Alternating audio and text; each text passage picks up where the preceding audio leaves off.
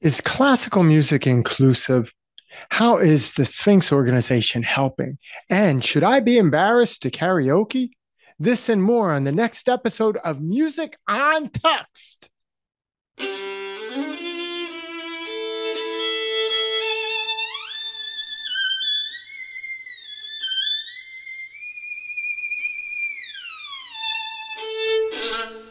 Welcome, everyone, to Music Un-Tuxed. And I am thrilled to have with me today my special guest, Christian Sands. Christian Sands, cellist and educator. He received his education in Detroit at the High School of the Arts and at Wayne State University, and in cello performance. And Christian, he began cello at the age of 11. He plays with orchestras, chamber ensembles, jazz combos throughout the Detroit metro area and Canada. Christian, how's it going? It's going good. Good morning, Michael.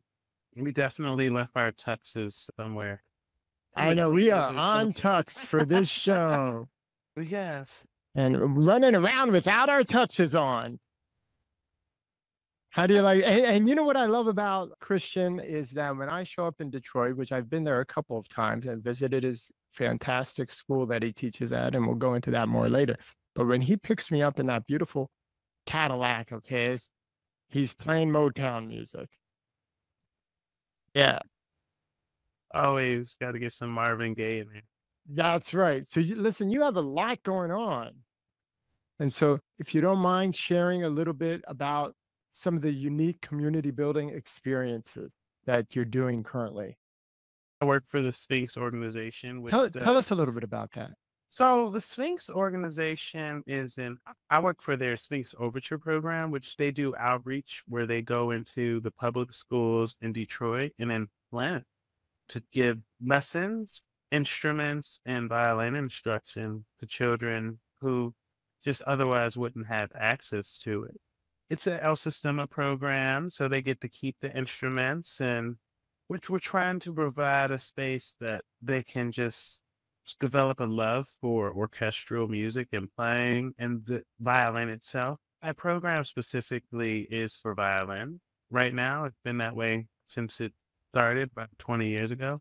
But my boss and I are hoping to expand into some cello realm and other instruments. And then up in the International Symphony, we've started El Sistema program, and it's working with the nation communities, and they have few teachers go to the schools in the actual nation communities to provide free violin lessons, free violin instruction, and also they give the kids free tickets to our concert. Now, the Uh, concert for the international. International Symphony Orchestra, which plays in Sarnia in Port Huron. Okay, so it's both in Canada, Sarnia, Ontario, and Hmm. Port Huron in Michigan. Michigan. Yep, right at Hence the its thumb. name, Yes, right at the thumb. Right at the thumb where right at the thumb thumb. touches. That's right. Uh, Michigan's a glove, yes, a mitten. a mitten. Sorry. It's not a glove, it's a mitten.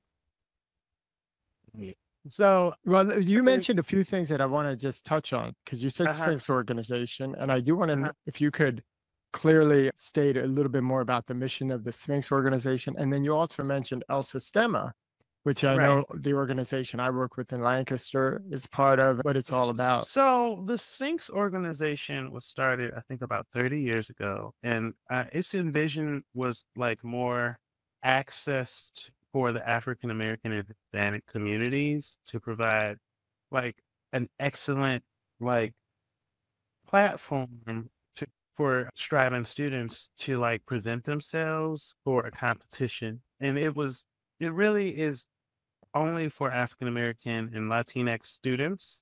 And it really like paves the way of excellence. I remember when I was in about 2007, I was in sixth grade, and we Okay. went to the Sphinx concert, which is their honors concert, where you get to see that year it was a violinist, a violist, and a cellist, I think. Mm-hmm. And we got to see these 11-year-olds. I think it was a 14-year-old who won that year.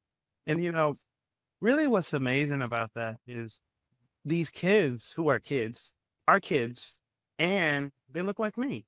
So it's like, it's different when you see people who not only are as young as you, but also look like you playing such like they did Mozart. I'm pretty sure they did Mozart concertos and Stamets and a Haydn concerto, or it was Uh-huh. Boccherini for the cellos, actually. And just to be honest with you, like that's part of the reason I'm here. Like it was me seeing those concerts growing up. And like Yes. it's not even just about the kids on stage because they get to play with a world renowned orchestra, but also again for kids off stage and people off stage to see these magnificent performances done by literally people younger, like as young as 11. And it's really amazing. And And that must be an incredible feeling. Talk about breaking down barriers in classical music right, and being in a city as culturally rich as Detroit. right. And you But it's funny because it's culturally rich, but it's culturally, I would even say, dense, because you have like the cultures of the community, but then you had, at least for a long time while I was growing up, the different cultures of downtown with the symphony and the opera.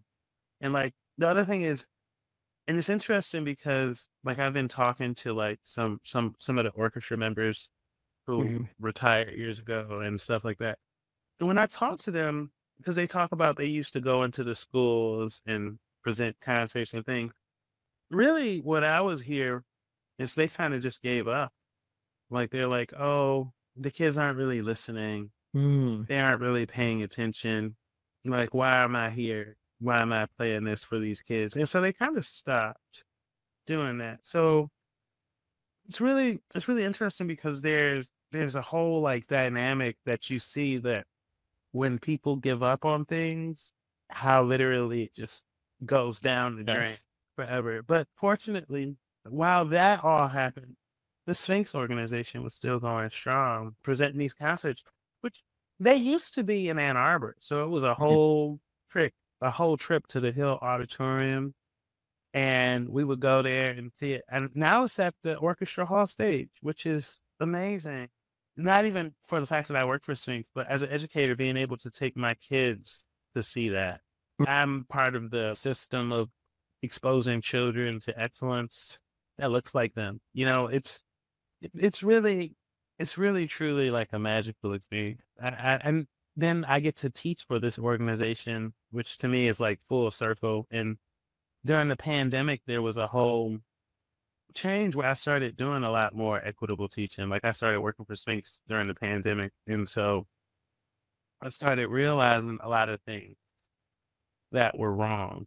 There's just so many things that are wrong. And there's so many different philosophies that go about teaching. And I'm like, but are they actually gonna know how to play their instrument? Like, regardless of if they can play the song you want them to play, when they go home, will they be able to play the song they want to play? But now you went off a lot about the Sphinx organization, which is incredible. And I have to say, I don't think we would know each other without that. Right. So because I would go to the conferences regularly, and Yeah. actually, and one of my students way back, I was fortunate enough to have her audition for the Sphinx organization, one of those junior competitions, and she went to Detroit. I think it must have been the early 2000s. It must have been one of the very first ones. And but you and I met because of the GEMS workshop, because I With met Clara. Clara, who I met when I was at Sphinx. Yeah. But And all about community. one interesting thing about Clara is Clara had been trying to get me to do more equitable teaching for as long as I've known her. And Like, this is Clara Hardy, who has yeah, the GEMS workshop, yeah, Growing it's Equitable amazing. Music Studios. And what's interesting is like forever I was like, no, I don't know if I can do that. And really the thing about it is now for me that's my most fulfilling work is Mhm. the stuff that like I get to do for Sphinx.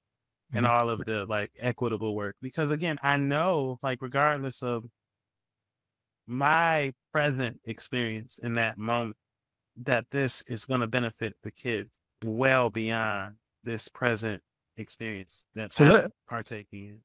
let's talk about benefiting the kids, because you really do have a very strong integrity about how you go about educating music students. I've witnessed you. I've worked alongside of you, and the integrity with which you uphold the excellence, the responsibility, even the discipline that can be Right, required in a classroom and to create music together, and maintaining it as a fun activity. right, It's a fine right. balance, and you straddle that very well. And you can be hard edged, but I think you can also evoke the meaningful musicianship quality. How do you do that? Well, one thing, I was very fortunate growing up that I had a lot of amazing mentors. One of them is Cecilia Sharp. So when I was growing up, she had an equitable program that she ran called Urban String. And what it was is she got a bunch of the kids together from all over the city of Detroit. And she hosted a camp, kind of like your camp. Mhm. And really, she would hold us to like this very fine level of excellence. She would like kick our butts. She would be screaming at us, all of this. But at the end of the day, she loved us. Mhm. Like we can actually hold ourselves to a higher standard By by, the way, speaking of which, you also play, in addition to cello, viola, and violin. yes, Right. So holding yourself to a certain amount of excellence, you actually learn those because of your desire and your need. yeah, you only can teach if you really know what you're doing. So if I'm going to teach a violin student, I still need to be able to play it way better than them, Mm, even if I have to try, because it takes a lot. It takes a lot of effort for me to play the violin in a way that's convincing, if it mm, makes sense. It's whereas for the cello, like my degree is in cello. I mean, I still play it with that intensity, but it just doesn't quite require that same like level of like, oh my God, I have to play and it has to be right. And I can do this. sorry, pardon me. Oh, I think you Sorry. have a house full of dogs. I do. Go, go. Christian Sorry. has a very infamous dog that I know named Spider. We won't go into that, but when I walked out of Christian's house with my violin case in hand to go attend a workshop at Christian's Waldorf school, the Detroit Waldorf school, it would not let me into the house. He thought I was walking out with Christian's violin. Um, it was interesting, but I did Oh, return. You do believe that you want to have the craft at hand and know what you're talking right. about. Well, So there's also the experience of playing. yes, It's not just I know how to do it. It's I have to actually do it. Like, and yeah, it's that experience of doing it that you actually like, oh, yeah, the kids often hear me practice it. That's that's a that's a great thing. That's important because the thing is, it doesn't just magically happen itself. And then they're Yes, like, "Oh, Mr. Sands, you can just do it." And I'm like, "No, I actually have to practice that." But you but know still, that's a great thing for kids to see that you're human, right. isn't it? And That's very important. that's and that back to your earlier point, I think that's where the fun and that you can let go of it. Like we're striving for excellence, but it's okay if it's not necessarily gonna execute itself in this moment right now.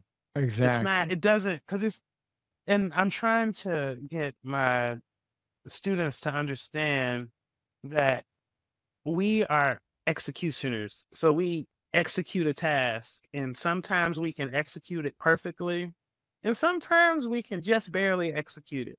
If we can actually get to a place where we feel comfortable, then it's easier for us to actually execute the tasks that we're trying to do. And It's really trying to get them, and it's funny because I spend a lot of time trying to get them to be comfortable, which is so difficult on the cello, on the violin, on the viola. Yes. It's so difficult. And what's interesting is if you spend, and I just believe if you spend though that year or whatever it takes trying to get them to figure out how to be comfortable, then when they have to shift and when they have to do all the crazy stuff that violinists and cellists do, then Hmm. comfortable. And there's nothing. And I learned, and I played because I didn't have a private instructor until I was well into high school. So I played wrong for a long time, and it caught up to me when I was in college. I had pretty severe arthritis. So as a teacher, like my goal is that that doesn't happen to any of my students. And it's funny because that is a slow way of teaching. It's a lot slower. Slow. Slow It's is a lot good. it's a lot slower, but it doesn't produce immediate results. But what happens is 2 years in, while the people who flew ahead and now they're at the end of book three, these students who went slow can sight read book three. Hmm. They Yes. they don't have to spend hours Right. practicing something that's beyond them. And You also that's the mentioned one goal. other organization I wanted to talk about briefly because you mentioned Sphinx and then the elsistema Oh, in the program. International Symphony. Yeah, so elsistema, and that's an organization that Music for Everyone here in Lancaster that I work with is a part of, Mhm. and so I just want to give to our audience, make them aware of what elsistema is. Oh, okay. And so it was developed in Venezuela, but now it's a worldwide kind of movement of social change through music. Right. I think the El Sistema USA, and I guess there's also an El Sistema Canada, or maybe they're both together. I'm not sure. Maybe El Sistema of the Americas. I'm not sure right now, but There is I think I'm pretty sure we're from the Canadian because they right, base theirs out of there's a school in London. got it. Oh yeah, yeah. London, Okay, London, London, Ontario. which is about 40 minutes from Sarnia. Yeah, yeah. So like, and I know some of those instructors. And so like when they really, this was a love project of the executive director there. Who He I met, really, wonderful yeah, person. yeah. Anthony Wing, he really like, and he came to me right before the pandemic to actually, and he was like, Christian, I really want to start an systemic program. And I was like, cool. Well, what do we got to do to make it happen? He's like, well, I need you to teach it. And I'm like, all right, well, we'll get this, we'll figure it out. So it's interesting because what's nice about that is we have an executive director up there that is so committed to this gift for the community. And it's Mhm. not even, and he, because the symphony is based in Sarnia, but like he refused to do this unless we had that funding to send the teachers out into the actual community. Like, because we have our class that we host in downtown Sarnia, but they have classes during the weeks at the schools that are at the community buildings, because there's like community centers for the nation and That's stuff. So, wonderful. so he refused to do this if we couldn't actually help the nation. Like he Mm. was like, it's not worth it if we can't help the nation because you guys here in the city could just afford to pay for it. Uh, That was his you know, thinking. But he was like, we're gonna fight for it to be for the nation, for the people who don't have access to it at all. And so I really love that and love that organization for that. And what's funny is we've hit some walls, but he's just stands and keeps going. He's like, all right, you said we can't do this. Well, we're gonna ask someone else and we're and gonna you get said some two funding. things. You said Mhm. two things that really resonated with me. That you said, well, let's get it done. Mhm. And then you said that he's really committed to this. Yeah, So you between really those two, you just have to have that, you're right. Because and get it done somehow. he went and found like hundreds of violins. He got donated violins. He just opened up the community, and the community wants it. And it's like I said, it's a gift that he's trying to use the symphony to like provide. Yes, And that's that wonderful. when I think about it, it makes me so happy because it also goes to show that people see Mhm. where things are lacking and they want to provide like something, but not just for them. Because that's Yeah. not like the symphony isn't going to make money doing that. The Yeah. symphony is probably going to lose money doing that. You know, like, Right. and But it's not. but you make, it's not necessarily making money. You're building value in other ways. Money Yes, is not but necessarily. exactly though. But Yeah. he has to see past that, and a lot of Exactly. executive directors don't. So I'm just very fortunate that Yay. What's his that name? Let's give him a shout. Anthony Wing, Yeah. Anthony Wing at the International Symphony Orchestra. Wow. We need more of you. We Yes. need, that's a wonderful thing. So it's Maybe I'll have to have Anthony on the show sometime. oh, he would love that. Yes. He would And love that. so that would be great. But now you also you do a lot. Let's talk a little bit about your kind of your main gig, your daily, because as musicians, you know, we're doing everything here and there, depending on what kind of musician we are. But we Right. also have kind of something that really is our Ground ground base. base, hopefully, if we're fortunate enough. And you have one at an incredible school, the Detroit Waldorf School.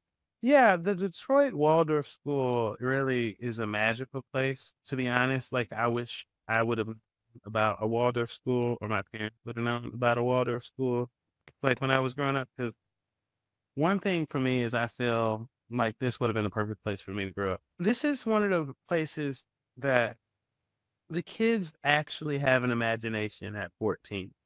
You know, like, and that you're like, okay, what does that mean? I mean, like, they're outside rolling around in the dirt. Yeah. You don't really see that these That days. that can get They're, squelched. Education can yeah, squelch that. and Yes. we give them their free time, but they're so creative. It's really it make what's funny is with them, the music teaching isn't hard. It's Mhm. all the discipline stuff that gets in the way, and it's Because it's really kind of yeah. It's really a they're very bursting out. yes.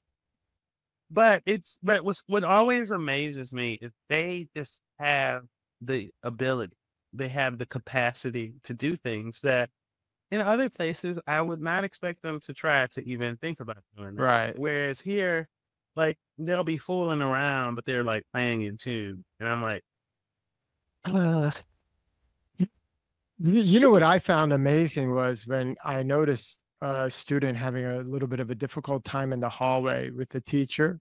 And the mhm. teacher was discussing this disciplining that there was going to have to be done, but she was singing it to Oh the yes, student. yeah, I love that. we sing, we do a lot of singing. We don't And we string, don't scream, yeah. aren't you? Isn't it required to play a string instrument, or is that It still is required. the It's required from Waldorf third and education? fourth grade, you have to play violin.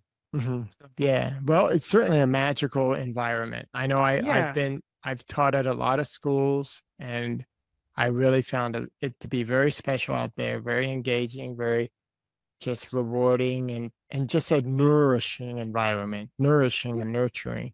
it's really yeah, it's quite a magical place. And honestly, if I'm being frank, I didn't think I was gonna like flourish in such an environment. But it's just the type of teaching that I can like do. It's Yeah. not because it's not so based in like the education of education system.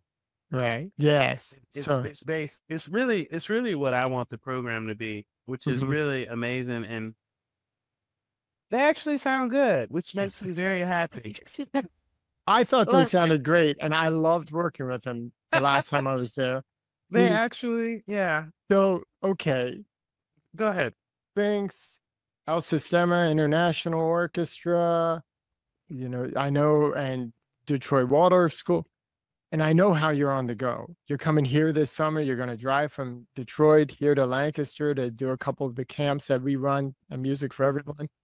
And now, give us a little flavor of what you do to unwind, to rejuvenate.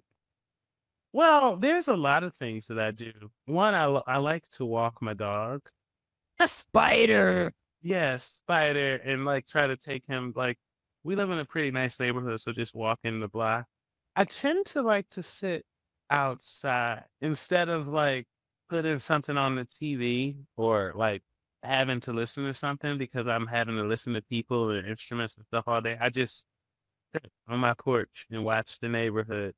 Hmm. But the other thing that I do, which is it's different, it's fulfilling, and it fills my teaching music spirit is the all the rehearsals and performances. This past weekend, I played at a grand opening of The Shepherd, which is this new art gallery. But I Uh-huh. played with one of my friends, Deshaun Jones, and his urban art orchestra. It's like Oh, hip hop, nice. strings, very loud. Bring your earplugs. But in that space, it was beautiful. It's very nice when you go and perform for a room and get a little applause or a giant applause. I find that to be rejuvenating. I don't think if I wasn't performing like I'd perform, like I don't think I could teach because I would probably be like crazy. I totally agree. I think that the balance of the performing really helps the teaching. And in many, what I'm teaching personally helps my performing. I'm always learning. Right. It's a great balance. The other thing I like to do is karaoke, which is like I like to go sing and embarrass myself. And Great time. whenever you're in and whenever you're around and doing karaoke, I will just sit back and enjoy. I am not going to get up and join you because I try to avoid the word embarrassment. And I tell my students, embarrassment doesn't exist. But if I were to get up and karaoke with you after hearing how amazing you are, maybe that embarrassment would hit in. It's but we gotta embrace embarrassment. I mean, No, we do. You're right. it's part of how we're human, and like it's really it's a Don't part avoid of it. Embrace it. yeah because it's gonna happen. I mean, like, and the other thing is what's nice about karaoke, and I'm just gonna say this is no one actually cares. Even if you go up there and do an amazing job, even if you go up there and just embarrass yourself, no one actually cares. Half the time, they're not even really listening.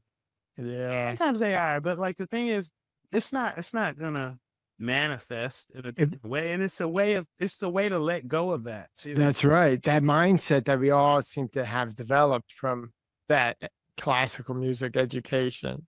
Oh no, Yeah, everyone's looking at me. I every you right there, play maybe know. the whole orchestra right now. You play that part. I remember that. Yeah, me Yeah. too. And but the thing about it is, and what's also interesting is, I think we have to like learn to like live with what we might embarrass ourselves doing. Mm, Because the thing I like is, that. in that moment that we might be embarrassed about, there are probably a million moments that we should be proud of. Yes. So getting stuck on the one negative thing, you know, it just all it's gonna do is make it worse. Hmm. So Beautiful. so focusing on that just is gonna like ruin the experience to the point that it's just like you don't even want to do it. So it's just like the thing is, and this has been my thing, is I care, but like in the moment, I can't care enough to like deter me from succeeding. Because I Yes. think there's a certain element of like I have to be willing to take the risk and fumble Right. and drop the ball. You have to because if you catch it, it's going to be amazing. If you drop it, you'll pick it up and keep going. Beautiful. Beautiful, Christian. Yeah. Thank you. Hey, what kind of music? Okay, I know you mentioned about how you relax and everything. But do you have any specifics like what piece? Okay, let's say, let's say you're gonna die tomorrow. I Mhm. hope that's not the case, but if you were, what would be the piece you would be listening to? I love, and this is going to sound so, I don't know. I love Foray's Requiem. It's Mm, just, to me, it's just the most beautiful work. And I love all of it. I mean, I love the Liebestraum, but I love like the whole thing. I could honestly hear Imperadicium on loop with that angelic voices just yes. going. And to be honest, like those are always like my favorite works to play are spiritual works in a church. Mhm. Like it needs to be in a church And it needs to be a requiem. Well, it could be a mass too, but it needs to be because there's nothing like it.